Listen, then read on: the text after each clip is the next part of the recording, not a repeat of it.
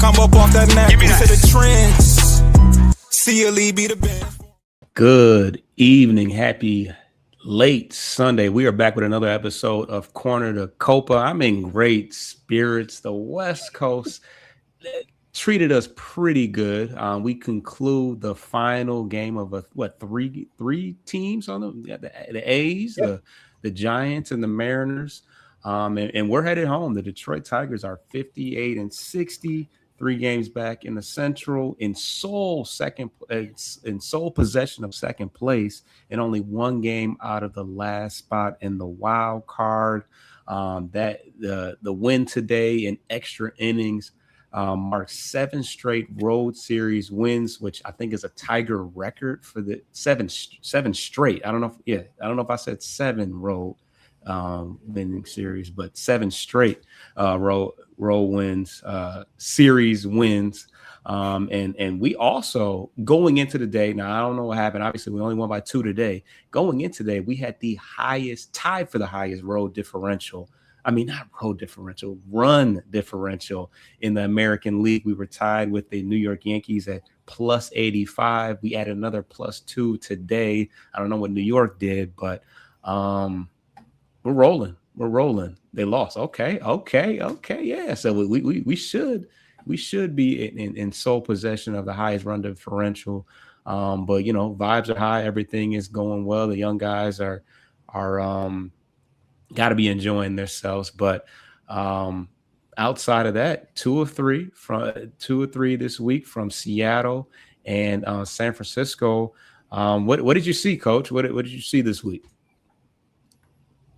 Yeah, the Seattle series was kind of, the A's, let's call it what it is. That team is so bad. They're decimated with injuries. I mean, they were missing their top 4 bats, I think, when we rolled into town. So it was like playing a mashup minor league team. And we know what a half a roster of minor leaguers looks like quite well the last few years. But, had to take care of business. And, they haven't really been a thorn in our side this year compared to last year. Of course, no Brent Rooker, so that kind of helps. But, Seattle was kind of interesting. I had noted before the series that they run a little bit of a slide coming out of the All-Star break, along with most of the rest of the AL West. It's not named Houston, which makes my stomach curdle, but that's a different thing altogether. But the pitching was good. The offense came alive, and when they needed to shut the door, they did, which is something they haven't really done most of the year.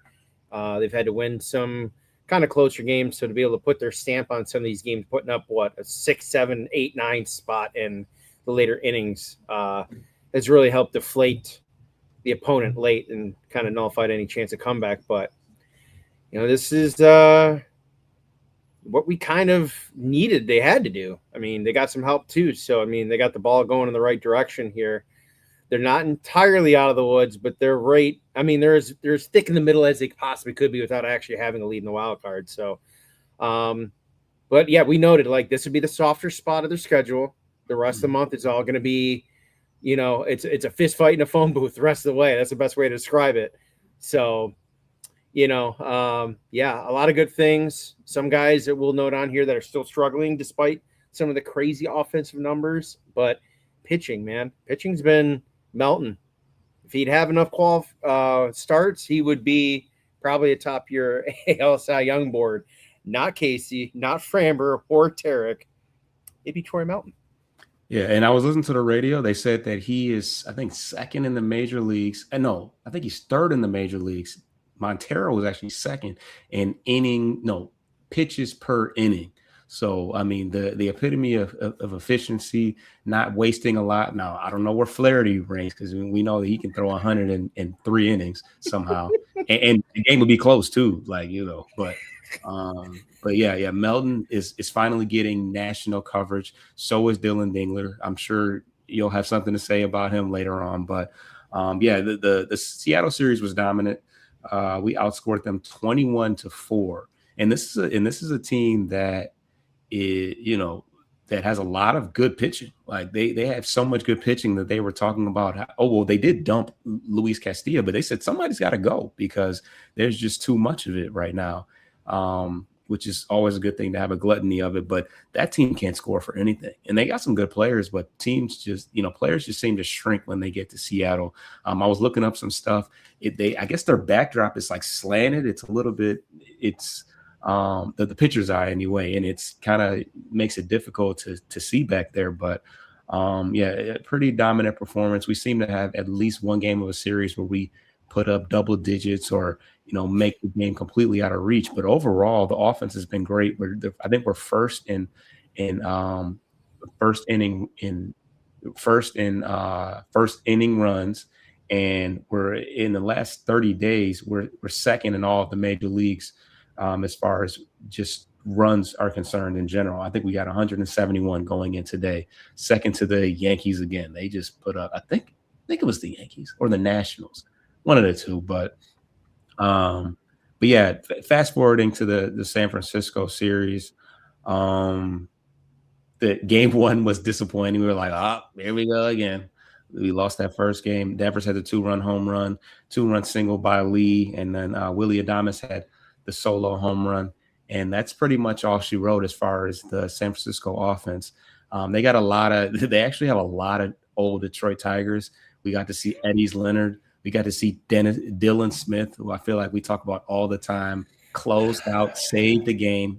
ERA, I think his ERA is like 2.95. I don't know. Buddy Kennedy. We saw Jason Foley. They had, I think, like a good quarter of their players are ex-Tigers, which is why it's like, why don't we take some of theirs, like the good ones? But no, as far as the highlights for the week, everybody pretty much pitched in. Gleyber Torres didn't have a really high average, but he did have 4 RBIs, 5 walks, on base percentage of .379. So definitely helping setting the table. Dingler, crazy week, 370 average, 3 home runs, 8 RBIs, OPS over 1,000.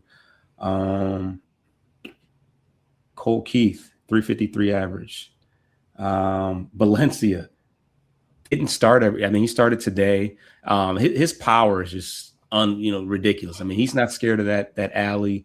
He hits the ball with authority. It seems like every time a runner gets on, it's pretty much something good is going to happen. In limited time, 6 RBIs in the last 7 days, 286 average, 6 in overall. I got to say this because game 1 for 12 of runners in scoring position, but overall for Valencia, 6 for 13 in runners in scoring position, 462 average going into today. But yeah, what were your thoughts? I mean, San Francisco looked kind of crazy out there defensively. Eddys Leonard, who came into, I think he came into the league as a Dodger, but ended up being a Tiger, played some infield, but eventually moved to the outfield. He misplayed a ball, overran a ball, and we know how windy it gets out in San Francisco, but looked kind of little league out there. And then Valencia hits a long fly ball, but a playable fly ball for the center fielder Gilbert, and he loses it in the sun. But yeah, they look pretty rough out there defensively. A lot of guys that just aren't comfortable and familiar. But what did you think of the Giants and just the series in general?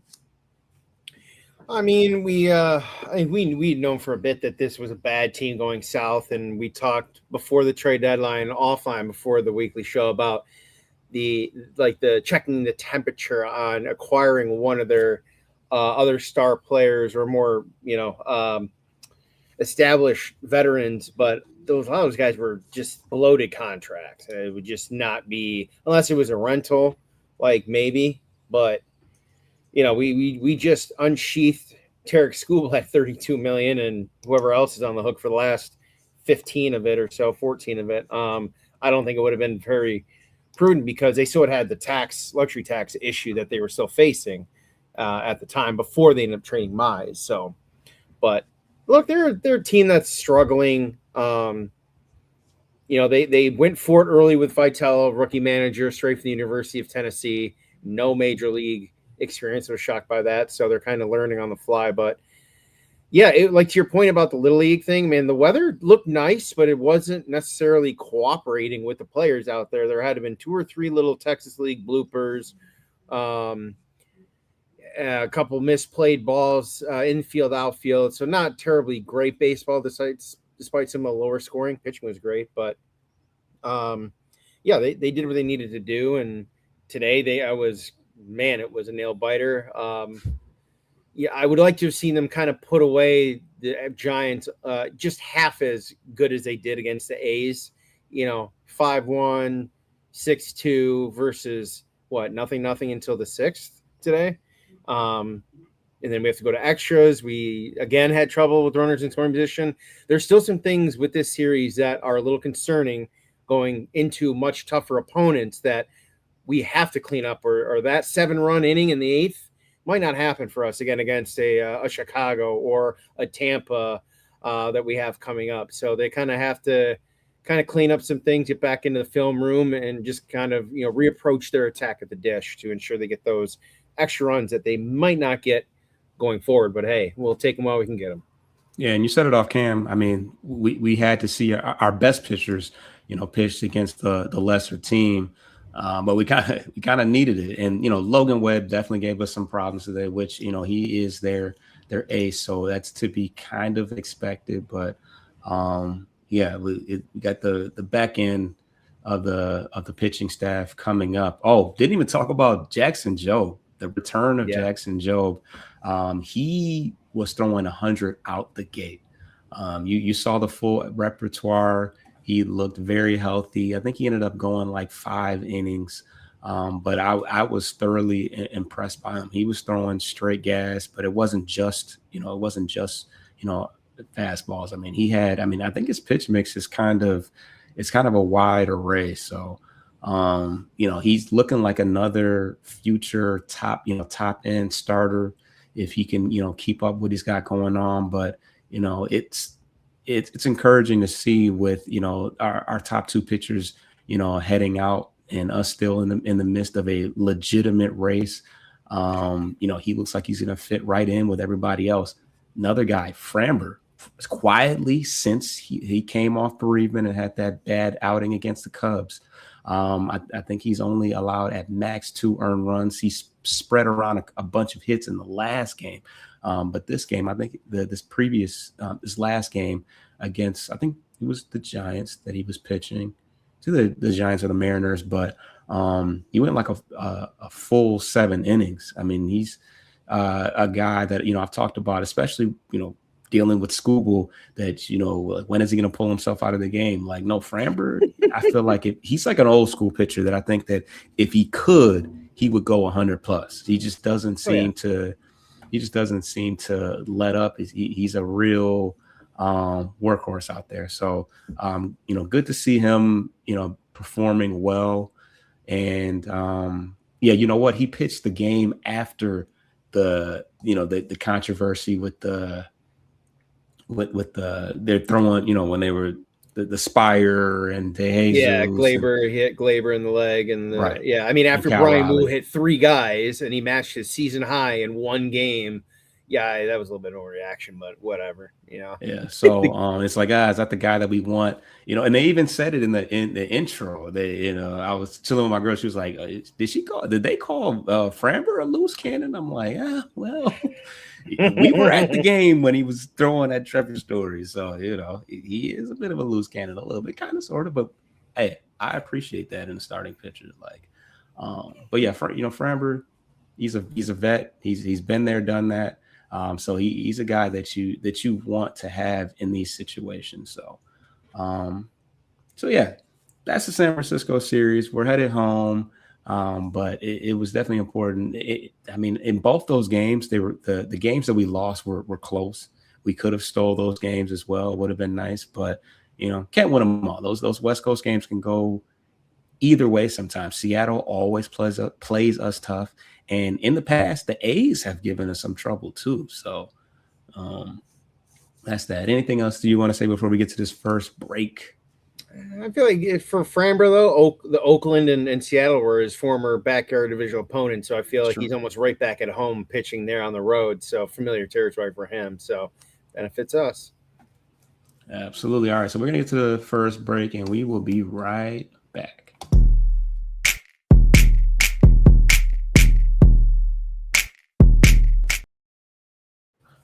All right, folks, let's talk roster moves. Are there any to talk about? Ooh, let's see here. I mean, we had a lot of minor league repositioning from the trades and stuff. I don't really think we've had anything too formal other than the activation of Job, which we knew heading out of the Oakland game, the A series, that it was going to be Hannafy because he got rocked the second game. They gave up the lead, and then he pitched mop up in the ninth. Well, I'm like, well, he pitched 2 days in a row, and you've got another road series the next day. There's no way he's going to stay on the roster because he can't pitch anyway. So that was pretty much it, because Melton had already made his debut, and I think all the rest of the stuff are just rehab updates from Carey and Wenciel and some of the other guys. So I know some are closer to returning than others, especially like Parker. Like, I really don't know if he's even going to be back this year, but as we get closer to potential playoffs, we can talk the full depth of the roster, especially with a lot of guys that are on the IL that are scheduled at least to come back potentially. We'll have to figure out how they're going to maneuver around that dance card with so many guys that they have brought up since the start of the year. But nothing really formal other than the activation of Jackson Job's return. Absolutely. And as you talk about rehab and things of that nature, let's get to the minor league report. There's actually a lot to talk about. I'm going to try to rush through it a little bit because there is a lot. This Erie lineup is scary right now. There's just a lot of talent at this point in time. And, I don't envy any pitcher that has to face those guys. Then they scored 10 runs the other day. But just yesterday, Isaac Pacheco, who had a very slow start to the season, I was kind of keeping an eye on him. He had a really good season last year with the Whitecaps, but he had 3 home runs yesterday. In addition to that, EJ Exposito had 2 home runs, and Thayron Lorenzo had 2 straight games over the weekend where he hit a bomb as well. Zach McDonald, who was just recently given a promotion to Lakeland, was actually the first minor league Tiger to hit 20 home runs this season. He had 2 home runs in one game earlier this week. Bryce Rainier continues to, boast that, power score of, I would assume 50, 60, but he hit a straightaway home run, 474 feet, 108 off the bat. And this went into the upper deck and straightaway center field, which you rarely see a upper deck and straightaway center field, but I mean, nearly 500 feet. Which is insane. Josue Briseño also hit 3 straight home runs this week, home run in 3 consecutive games from August 5th to August 7th, which brings his total in just 17 games this season to 8 home runs with a 298 average and then over 1,000 OPS. And Andrew Sears got a promotion to AAA, who is a lefty pitcher, one of the top, our top prospects in the minor league. Not many of them. I think the guy we drafted the first round this year jumped straight to the top of the list of pitchers. But circling back on Josue Briseño, he was actually rewarded this week with a promotion of his own. He will be moving to AAA, and the talks is that he could possibly be in the talks for a September call-up. He's been mashing since he's gotten back. I'm one of those people that say that, hey, if he hadn't broke his wrist in spring training and he had a full year of full season of work, he probably would be in Detroit, but I think it would be a foregone conclusion that they'd have to find room for his bat. But the way he's hitting right now, he's on the trajectory of Max Clark, of Kevin McGonigal. He's done the fall league. He was the Triple Crown winner 2 years ago in the fall league. he's every bit as ready, for the major leagues as Max Carter. Well, I don't say as Kevin McGonigal, but he was on that same trajectory. So, to see him get that promotion after only playing just a handful of games in Double A, I don't see why he wouldn't get a look if you need an extra some extra pop in the lineup towards the end of your bench somewhere.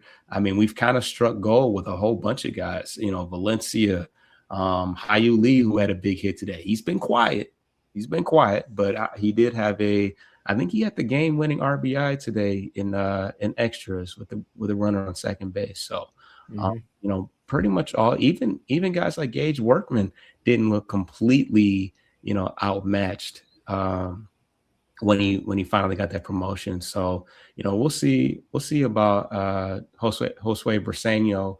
If he continues at the rate that he's going right now, they're gonna have to find some room, or once the rosters expand, I don't see why that wouldn't happen. Didn't talk about Zaire Hope though. Almost forgot about him. He hit a home run this week as well. Also had a nice outfield assist.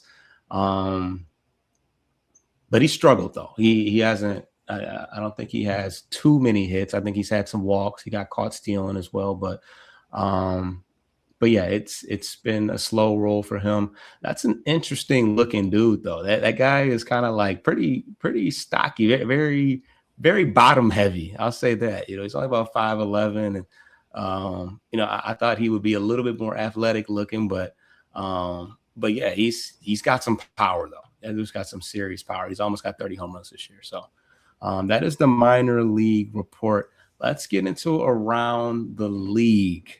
Obviously, the deadline has come and gone, and we've started to see the impact that some of these acquisitions have made. Is there anybody that stuck out to you who's already helped their team reap the benefits of the deadline? In terms of pitchers, not really. All the other guys that got of notable names that got moved, none of them won their first start. In fact, Skubal had a quality start in his loss, but still took the L. But Casey had a career high worst outing, and all the other pitchers did get bombed.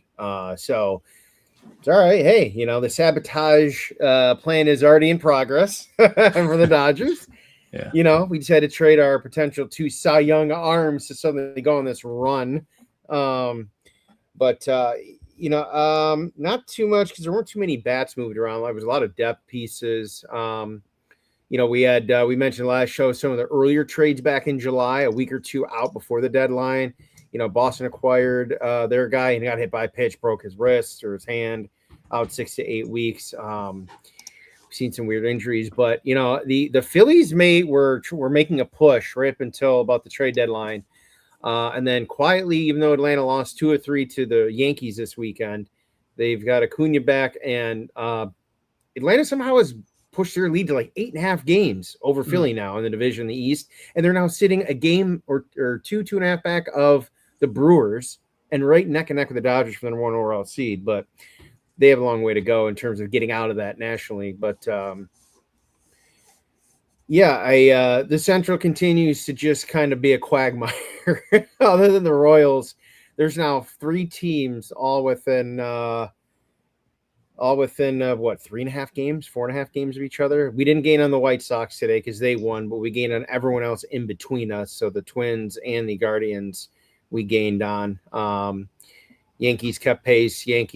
Tampa kept pace. So, the divisional games are going to be I don't know if they'll be the ultimate deciding factor, but they'll be a driving force to if we do control our own destiny. Because a lot of these series now coming up, man, they're going to be like tiebreaker situations. So, winning is good, but it's emphatically more important if you don't, and then you're tied, but 2 of those 3 teams you're battling, you lost the season series to. So the race is starting to separate, the bottom tier from the hopefuls and then your contenders. So it's going to get interesting down the stretch, man.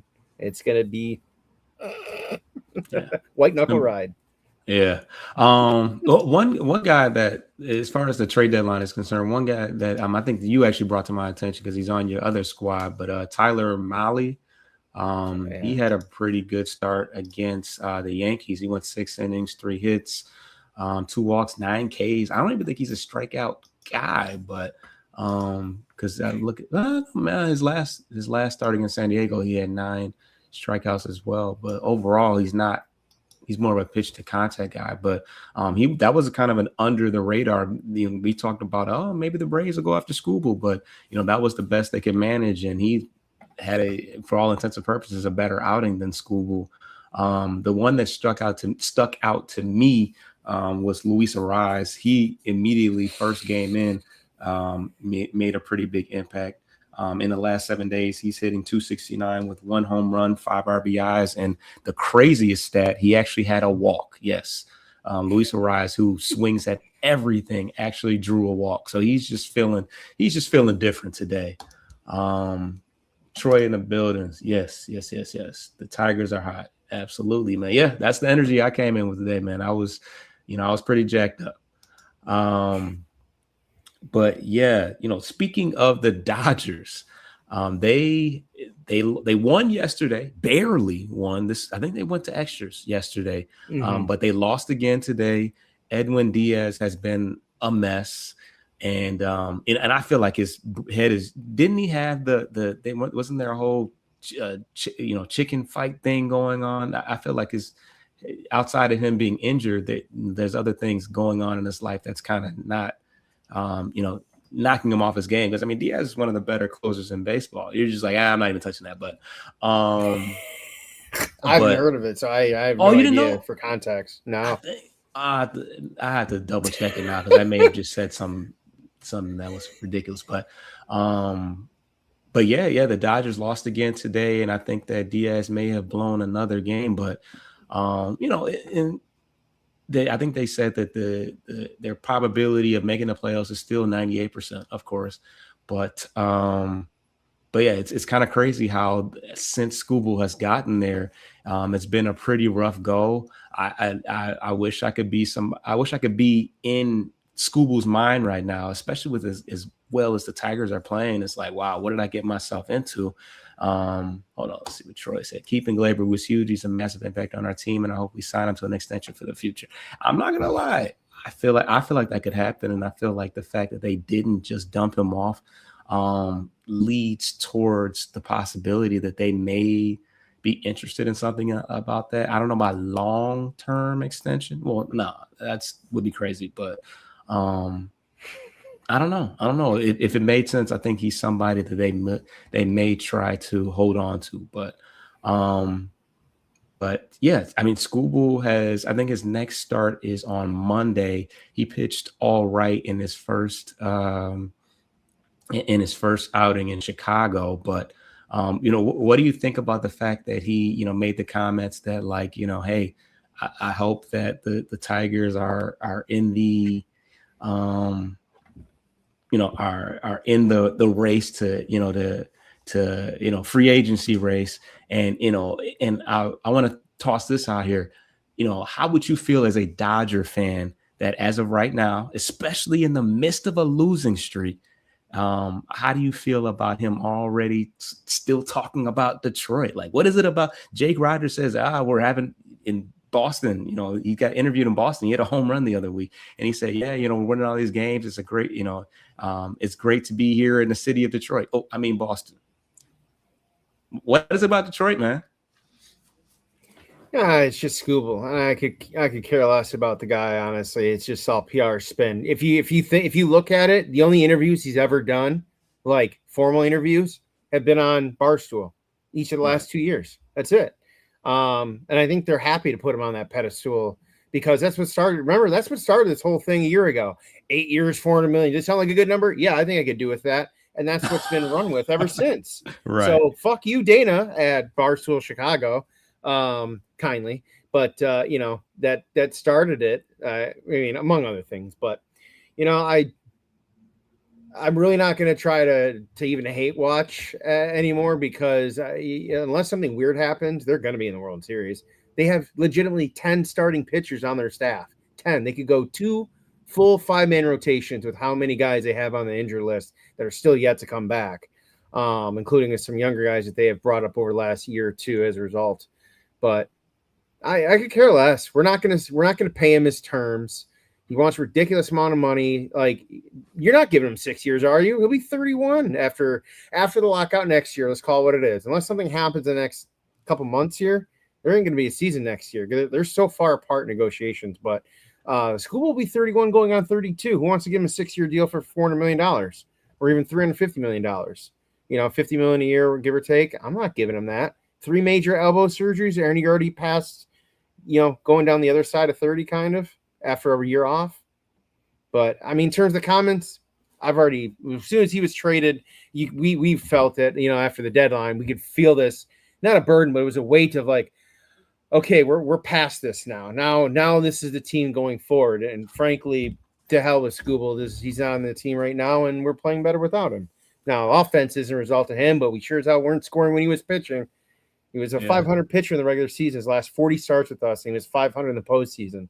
So I'd rather take that $50 million a year and spread it around where it's more impactful. That's just me, though. Yeah, I mean, it's definitely been a shift, and I think there was definitely a weight off everybody's shoulders now that wasn't a hot topic. Nobody had to answer to those questions anymore.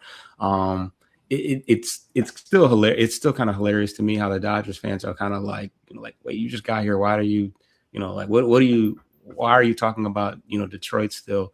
Obviously they softball serve him some nice questions and, at Barstool and say, hey, why is everybody mad at you? You got traded, like you didn't trade yourself and you didn't choose to, but it's like, he says a lot of other bullshit, a lot of stuff that, throws you off. And it's like, it's unwarranted stuff. It's not like people are forcing the questions. He's going out of his way to, because, if I'm Scooble, I'm in LA right now. I'm not even really talking about free agency. I'm trying to win a World Series. Like, it seems like he's already checked out and he hasn't even, and he just barely got his foot in the door. So, I mean, I don't put too much stock into, us reopening conversations about free agency and him coming back. I mean, if it happens, so be it. It's not going to be for anything close to what they are throwing out there. But yeah, it's just kind of funny how, and like you say, he kind of relishes with the villain thing. I mean, he's essentially in a short period of time become one of the most hated players in baseball, up there with Josh Naylor. Somebody mentioned, but yeah, I think he's just, he's got to know what he's doing. He's just smiling through that gap tooth, like, it's like, 50 million, swipe your card right here. Let's see what Troy says. He said if he wanted to stay, he could have did the J-Ram. Yeah, since he wanted to leave, he should keep Detroit out of his mouth. Damn. I agree. Melton better than him anyways. Oof. Boy, is he pitching like that. He will win a Cy Young this year. And well, Subel's already won 2, so right, I don't know. Yeah. Maybe by age. Troy, I think you might be referring to age. The next, but Melton's got to have TJ first. Sorry, that's kind of the thing of it right now. Every pitcher last few years has had some type of TJ. I mean, JV had TJ well after in his 30s and still won a Cy Young the next year. So it can be done, but I would rather him not have to go through TJ. No, yeah. 14 months without Jackson Jobe was enough for me. Thank you very much. But to Troy's point about Glaber, oh hell no. Bye-bye. Thank you. We have enough guys that do OPS on this team as it is and don't hit for power. He's one of them. And he doesn't play any other position, which forces everyone else to play 15 other positions, and I'm over it. We're not paying a guy $20 million just to walk on base. Sorry. And he doesn't play that great a defense. Let's be honest here. So, he doesn't, but we got Max Anderson. Every once in a while, he flashes a lot. Let's go with this for a moment, because I know we still have some other stuff to talk about. But for a moment, we go down this path.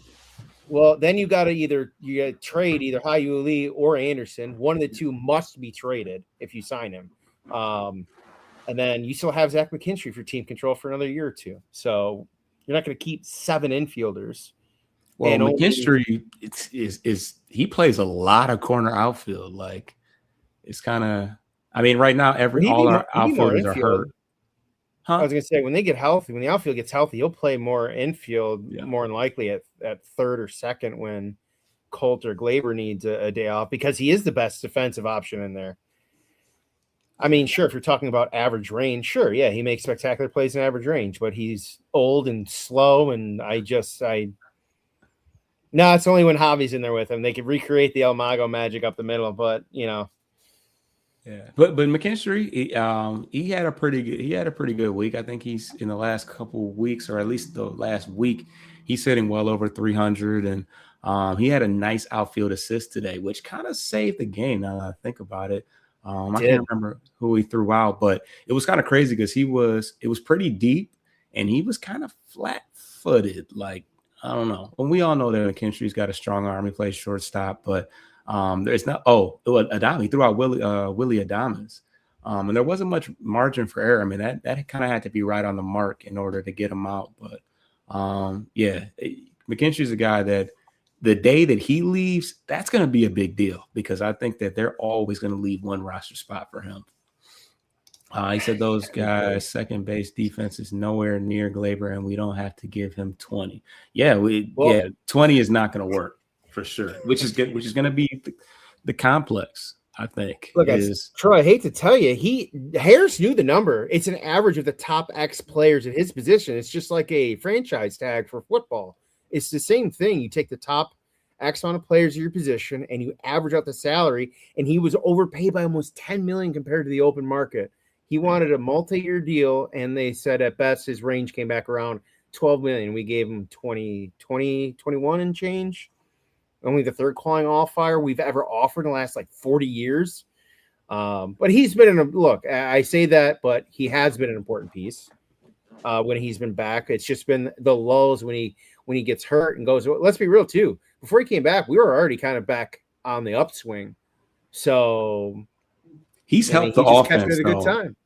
Yeah, maybe, but I feel like when he's at the top of the lineup and getting on base, whether it's a walk, he's not hitting for power, but he's also a second baseman. Second baseman is not that type of guy. We know that he's hit 30 home runs in the past, but usually your second basemen are like slap hitters. So, it'd be nice if he was faster and was a better base runner, as a lot of second basemen are. But I think when you look at some of the bad contracts that we've had for, the bad contracts, I mean, there's worse ones out there, especially the fact that he is, he's a clubhouse guy. You don't hear about any crazy things with him. Yeah. He meshes well, and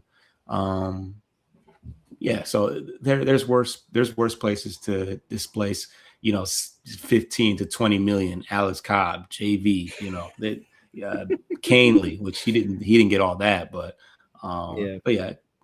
Glaber's all right. We'll see what happens, but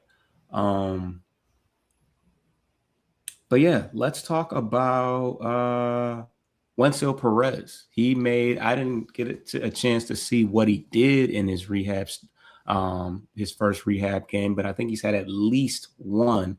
And how do you feel? Because he's coming off the 60-day IL, so somebody is going to have to be pulled, is going to have to be DFA to make room unless somebody gets hurt before that.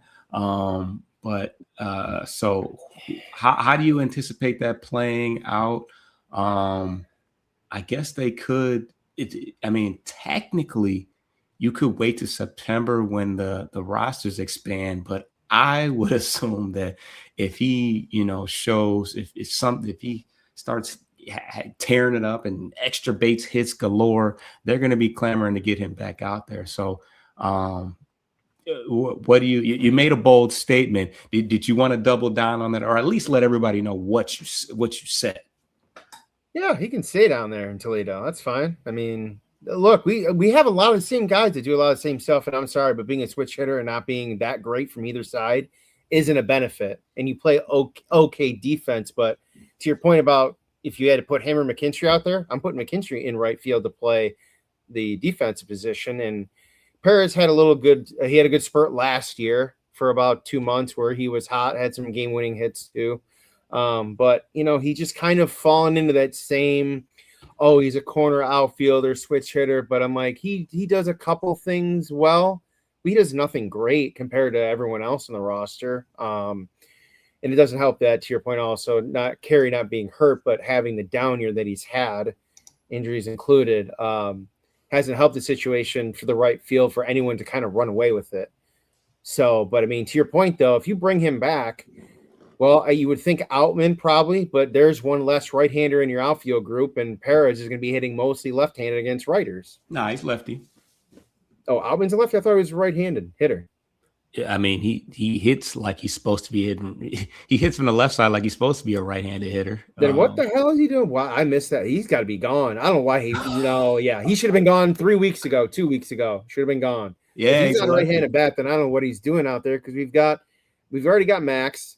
Vierling, when he comes back can be his backup, and obviously Javi has more recent experience in that position, so you don't need a fourth center fielder in that group. Although he came in one of the games late defensively, made a nice diving play in right field, but we already have Ben Malgeri, who's a righty, who's also seen less playing time. So, but here's the domino effect: you bring him in, what are you gonna do with Max? 45 straight days means he's a major leaguer at the end, and he will not be eligible to play minor league ball if we have a strike. So there's another issue. Do you send Max down, who's been one of your better bats recently-ish? He's cooled off, but, he's gotten on base almost every single game except for one. But defensively, other than Dingler, man, he's got to be your best defensive player out there. So how can you justify that? They just have too many things that have to take into consideration here. So I'm kind of going to take a step back. I'm not even going to try to guess, but I mean, Outman would be the first one for me to go if you were to bring him back to the parent club, but I don't know. Yeah, he's been a defensive replacement. He's essentially been because he's usually out there when the game is ending, as a defensive replacement. So he's got good speed, plays good defense, but somebody's got to be the odd man out. He can't hit a lick. Troy mentioned Malgeri. He would have to be, well, he has options. So I think that you could pull him off the 40, right? Is that how that works? If you have options, you can you stay on the 40, but you can come off the 26 man. Well, but when Wenceel went on the 60, when he went on the 60-day IL, that opened up a spot for somebody, right? Yeah, on the 40 man, yeah. So you would need if someone doesn't have options, then you're gonna have to DFA someone. I still think it's Outman because I think Troy mentioned Malgeri, but it's like Malgeri's a righty, and you don't have very many righty bats. Yeah, and when you look at he's held up his end of the bargain. I mean, he's hitting 286. He's on base is over 400. His OPS is 809. He does have one home run. He's pretty much. What hasn't he done? Look at the sprint speed. I didn't know he was that fast. But he's been walking a ton, good line drives. He doesn't expand the strike zone, professional at bats. Of course, he's got one home run, but he's not playing every day either. Like he pretty much comes in and does what he's supposed to be, what he's supposed to do. So, he's, you still got to DFA somebody. Now, it could be I think the last time a position player came, I think when Clark came up, a pitcher got DFA'd, some random pitcher. So they could do that, but I don't think they can really afford to just be dropping pitchers like flies. Vanasco, they can.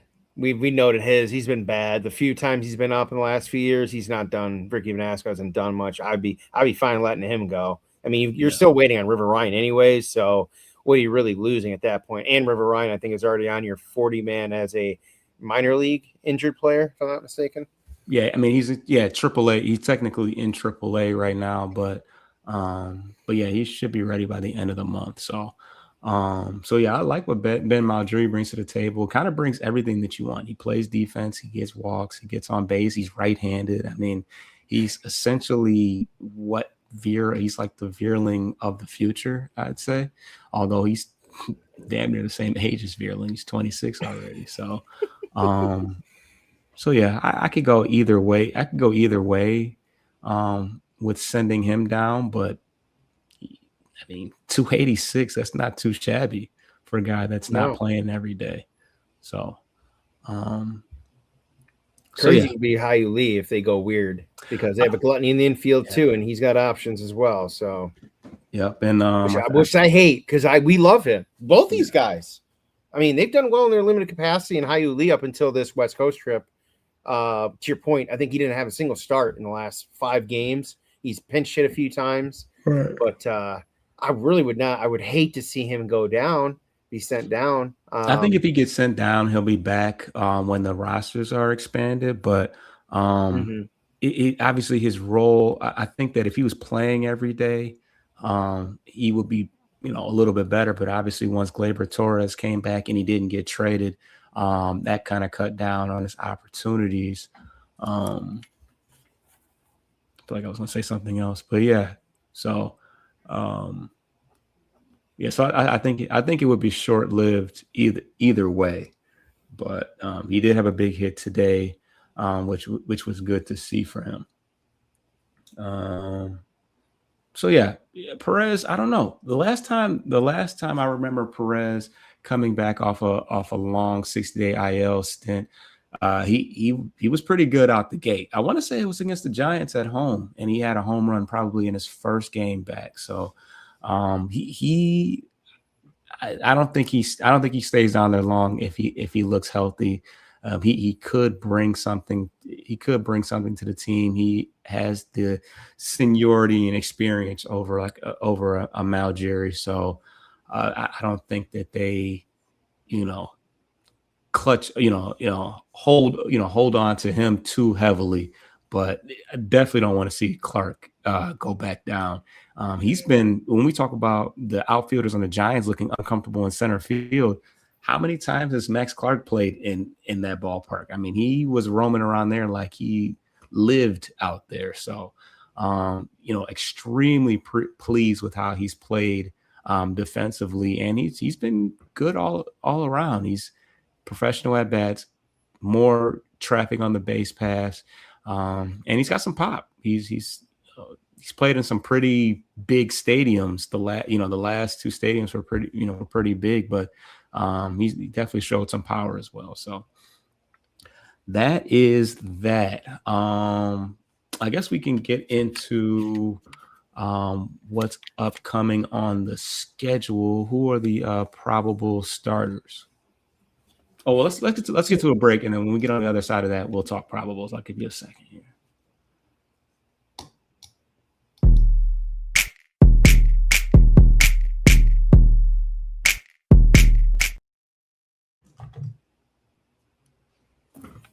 All right, we're back. All right, so they come back home, travel day tomorrow on Monday. I know we've had a few travel days in the last week and a half, 2 weeks. We're not used to that. We're used to them playing 15 straight days a lot, but they come back to the confines of Comerica Park to face a lot of divisional heavy opponents starting Tuesday with Cleveland. Guardians come to town. It'll be BB against a bullpen day / Drew Anderson. Wednesday will be newly acquired Foster Griffin against Fromber. Thursday's matinee should be a doozy. Another daytime matinee with Parker Messick against Kiter Montero before they turn around and host the Chicago White Sox, the division-leading White Sox.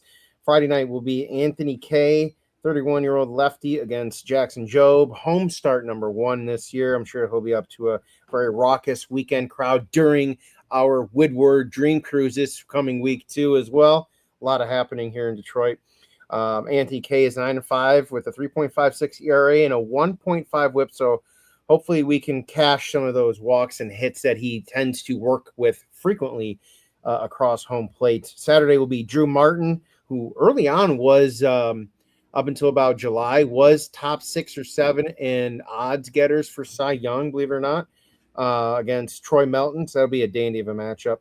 And Sunday's matinee will be Sean Burke, 26-year-old right-hander, against our bullpen day / Drew Anderson before they face a couple more with the Rays and also another divisional opponent, which I believe is Minnesota. So 6 out of the next 9 series, I believe, are all against divisional opponents the rest of the way, with Tampa, Pittsburgh mixed in there. So, I mean, I know Pittsburgh's been struggling, but with Skeens, that is, specifically, but they're still not a pushover either. So every game matters, but obviously the divisional games are the biggest ones, and we'll see how this rotation kind of forms out now that you do have Job and you've got a Melton that's humming right now. And to your point about, River Ryan potentially coming back at some point. So this is going to be a very hodgy-podgy-ish, especially the bullpen.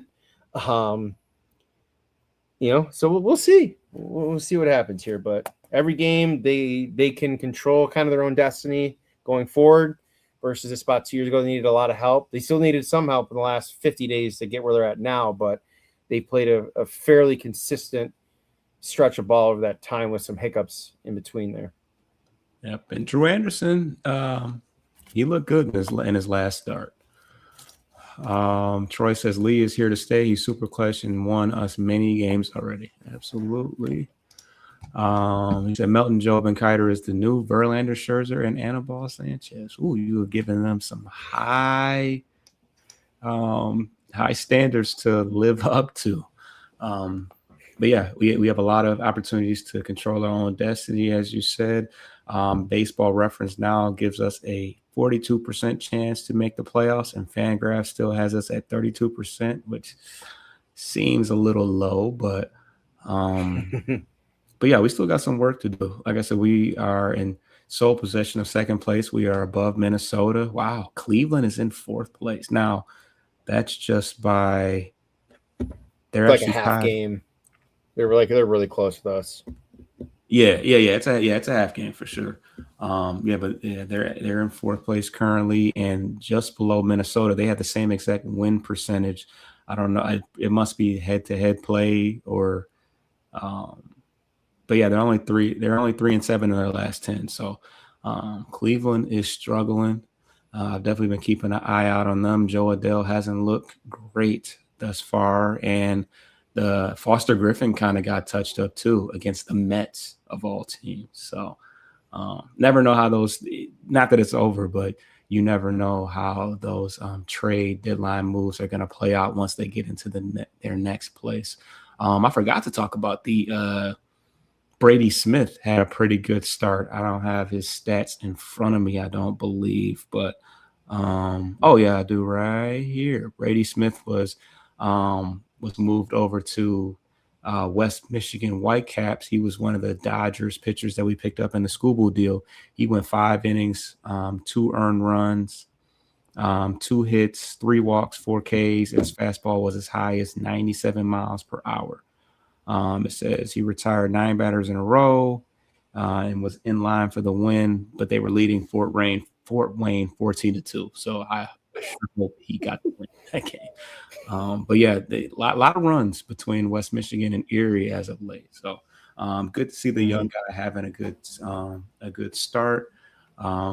We've seen Zaire Hope a little bit, and hopefully River Ryan can step in. I mean, that's crazy to think that he could possibly be a part of the race coming up. So, looks like Jackson Wolf had his debut too with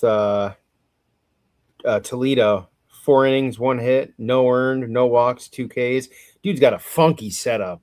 He's bounced around like a China doll on the mound. As an umpire, I'd be like, bro, you're in the windup. You just stay still for 1 moment and then do whatever the hell you want. He's bouncing around the mound like dude is. I gotta check that out. I mean, I'll send it to you right now. It's crazy. It's almost like he's on speed. Like bro snorted the whole entire third baseline all the way to the wall. Not I'm implying anything, but no, yeah, good stuff for the guys that you mentioned about the return on the trades. But it makes you think though. He's a lefty, and as good as Emmanuel DeJesus has been the last 1 or 2 call-ups, I still feel like, despite the fact that I cannot stand Drew Sommers at all, it'll probably end up being EDJ that gets DFA because he is a true minor leaguer right now. He's cleared waivers each time we've sent him down. So we'll see what happens though, because they would have, if Jackson were to come up, it'd be him.